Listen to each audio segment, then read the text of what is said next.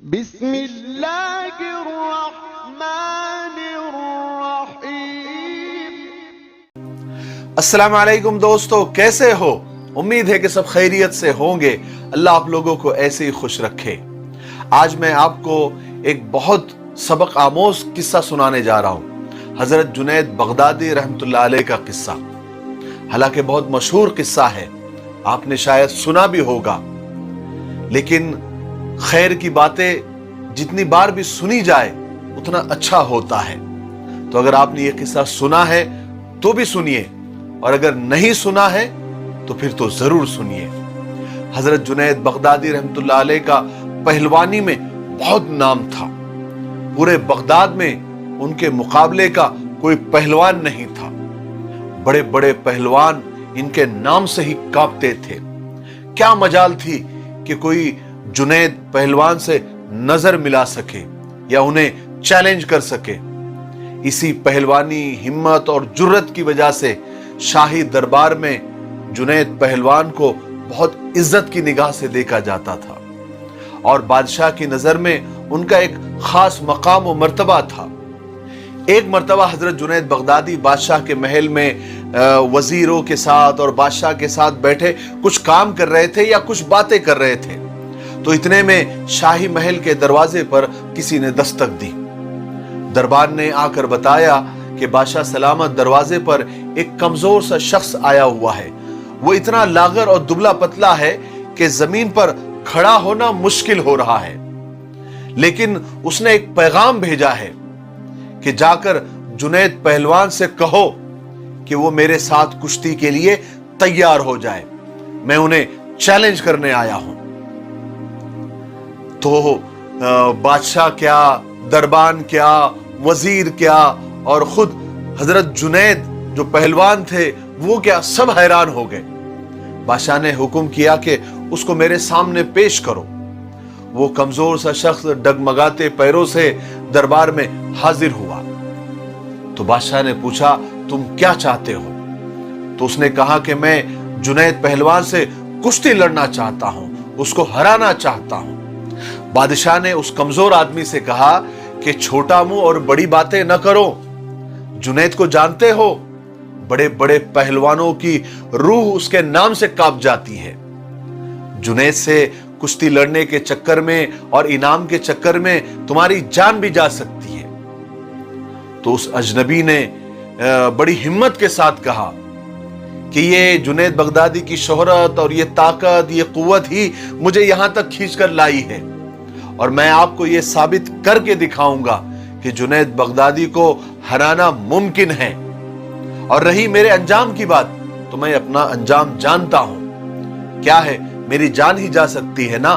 آپ اس بحث میں نہ پڑے، میرا چیلنج قبول کیا جائے۔ بادشاہ نے یہ سن کر پہلے تو وہ حیران ہوا، لیکن اس چیلنج کو قبول کرنا ہی ان کی مجبوری تھی۔ بہرحال بادشاہ نے چیلنج کو قبول کر لیا۔ کچھ دیر مشورے کے بعد تاریخ اور جگہ کا اعلان کر دیا گیا۔ پھر کیا تھا، پورے بغداد میں اس چیلنج کا تہلکہ مچ گیا۔ ہر شخص کو یہ خواہش تھی کہ وہ اس انوکھے مقابلے کو دیکھے۔ تاریخ جیسے جیسے نزدیک آ رہی تھی، لوگوں کا شوق بڑھتا جا رہا تھا، اور شوق اس لیے لوگوں کا بڑھتا جا رہا تھا کہ انہوں نے کبھی تنکے اور پہاڑ کا مقابلہ نہیں دیکھا تھا۔ پھر آخر وہ دن آ ہی گیا جس کا سب انتظار کر رہے تھے۔ بغداد میں انسانوں کا ٹھاٹے مارتا ہوا سمندر امڑ آیا میدان میں۔ بادشاہ نے اپنے وزیروں کے ساتھ رنگ کے باہر اپنی کرسیاں لگا لی۔ کچھ ہی دیر میں جنید بغدادی اور وہ کمزور سا شخص رنگ میں اتر چکے تھے۔ لوگ نعرے لگا کر جنید بغدادی کی ہمت افزائی کر رہے تھے، کیونکہ جنید بغدادی ایک نامور پہلوان تھا۔ لوگوں کی دھڑکنیں بڑھنے لگی۔ کشتی کا مقابلہ شروع ہوا۔ دونوں نے ہاتھ ملائے، دونوں نے ایک دوسرے کے کندھے پر ہاتھ رکھا اور پنجہ آزمائی شروع ہوئی۔ اس سے پہلے کہ جنید بغدادی کوئی داؤ چلتے اور اس کمزور اجنبی کو زمین پر پٹک دیتے، اس سے پہلے اس اجنبی نے जुनैद बगदादी से आहिस्ता से कहा कि ए जुनैद, अपना कान आगे लाओ, मुझे कुछ बोलना है। जुनैद बगदादी ने अपना कान आगे किया। उस अजनबी ने जुनैद बगदादी के कान में कहा कि ए जुनैद, मैं कोई पहलवान नहीं हूं, जमाने का सताया हुआ हूं, मैं आले रसूल से हूं, इन्हें रसूल पाक सल्लल्लाहु अलैहि वसल्लम के खानदान से हूं, सैयद घराने से मेरा ताल्लुक है। मेरा छोटा परिवार कई दिनों से जंगल में भूखा पड़ा है। छोटे छोटे बच्चे भूख की वजह से बेजान हो चुके हैं। मैं सैयद हूं, गैरतमंद हूं, किसी से सवाल भी नहीं कर सकता, हाथ भी नहीं फैला सकता।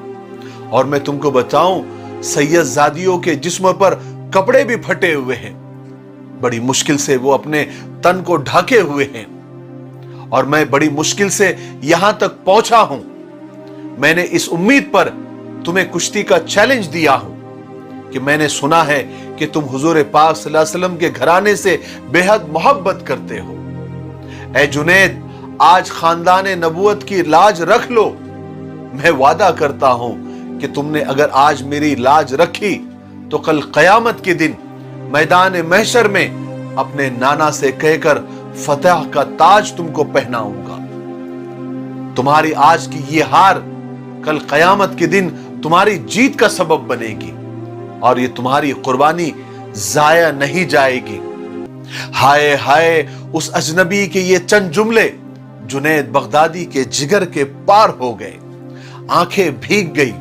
सैयदजादे की इस पेशकश को बिना देर लगाए फौरन कबूल कर लिया, और अपनी आलमगीर शोहरत के बारे में भी नहीं सोचा। अपनी आलमगीर शोहरत को खानदान रसूल पाक सल्लल्लाहु अलैहि वसल्लम पर कुर्बान करने के फैसले में एक सेकंड से भी कम वक्त नहीं लगाया। हजरत जुनैद बगदादी ने सोचा कि दुनिया की इस टेम्पररी इज्जत को खानदान नबूवत की उड़ती हुई खाक पर कुर्बान कर दूं। अगर सैयद घराने की मुरझाई हुई कलियों की शादाबी के लिए मेरे जिस्म का खून कुछ काम आ सकता है, तो मैं मेरे जिस्म के खून के एक एक कतरे को देने को तैयार हूं। फिर क्या था, यह जाहिरी और आर्टिफिशियल मुकाबला शुरू हुआ। दोनों में गुत्थम गुत्था हुई, और कुछ देर तक यह जाहिरी और बनावटी कुश्ती चलती रही, और थोड़ी ही देर में वक्त का सबसे बड़ा पहलवान चारों खाने चित पड़ा हुआ था, और वो अजनबी सैयदजादा जुनैद बगदादी के सीने पर बैठा जीतने का जश्न मना रहा था। पूरा मजमा सख्ते में आ गया। सबकी आंखें खुली की खुली रह गई। लोगों को यकीन नहीं आ रहा था कि इतना बड़ा पहलवान एक कमजोर से आदमी के सामने चारों खाने चित हो गया। लेकिन उस कुश्ती के बाद जुनैद पहलवान का वकार लोगों के दिल से खत्म हो गया। हर आदमी उन्हें हिकारत और जिल्लत की निगाह से देख रहा था। जिंदगी भर लोगों के दिलों में सिक्का जमाने वाला आज लोगों के ताने सुन रहा था। लेकिन वो जानता है और अल्लाह जानता है कि वो ये ताने क्यों सुन रहा था और उसने ये कुर्बानी क्यों दी थी। दूसरी तरफ उस सैयदजादे पर इनाम और इकराम की बारिश होने लगी, उसकी वाहवाही होने लगी। उसने बहुत सारा इनाम जमा करके वो तो जंगल में चला गया। रात में हजरत जुनैद बगदादी रहमतुल्लाह अलैह जब बिस्तर पर आए तो उनके दिमाग में वही उस सैयदजादे के जुमले गूंज रहे थे कि ऐ जुनैद, आज मेरी लाज रख लो, आज सैयद घराने की लाज रख लो, आज अहले बैत की लाज रख लो। कल कयामत के दिन मेरे नाना से कहकर मैं तुम्हारी लाज रखूंगा और इज्जत का ताज तुमको पहनाऊंगा। यही सोचते सोचते हजरत जुनैद बगदादी को आंख लग गई। क्या था, फिर उन्होंने आप सल्लल्लाहु अलैहि वसल्लम की जियारत की, और आप सल्लल्लाहु अलैहि वसल्लम ख्वाब में हजरत जुनैद से फरमा रहे हैं कि ऐ जुनैद उठो, आज तुमने मेरे खानदान के बेटे और बेटियों की लाज रखी है। अल्लाह ने कयामत से पहले ही तुमको और तुम्हारे नाम को अपने करीबी दोस्तों और औलिया इकराम में लिख दिया है। ऐ जुनैद, तुमको मुबारक हो। और रसूल पाक सल्लल्लाहु अलैहि वसल्लम ने जुनैद बगदादी को अपने सीने से लगाया। सीने से लगने के बाद जुनैद बगदादी को क्या मिला वो अल्लाह जाने, अल्लाह का रसूल जाने। لیکن جب نیند سے بیدار ہوئے تو دنیا بدلی بدلی نظر آنے لگی، سب کچھ چمکتا ہوا نظر آ رہا تھا۔ ساری دنیا جنید بغدادی رحمت اللہ علیہ کے قدموں میں نچھاور ہو رہی تھی، یہاں تک کہ بادشاہ وقت نے اپنا قیمتی تاج اتار کر جنید بغدادی کے قدموں میں رکھ دیا۔ سبحان اللہ۔ اور یہ مقام و مرتبہ حضرت جنید بغدادی کو صرف اور صرف اہل بیت سے محبت، ان سے عشق اور ان کے احترام کا انعام تھا کہ اللہ تعالیٰ نے اپنے ولیوں کی جماعت میں حضرت جنید بغدادی رحمت اللہ علیہ کو شامل فرما دیا تھا، جن کے بارے میں اللہ تعالیٰ فرماتے ہیں کہ لا خوف علیہم ولا ہم یحزنون۔ مجھے امید ہے کہ آپ کو اس قصے سے بہت کچھ سیکھنے کو ملا ہوگا۔ میرے لیے اور پوری امت کے لیے دعا کرتے رہیں۔ السلام علیکم۔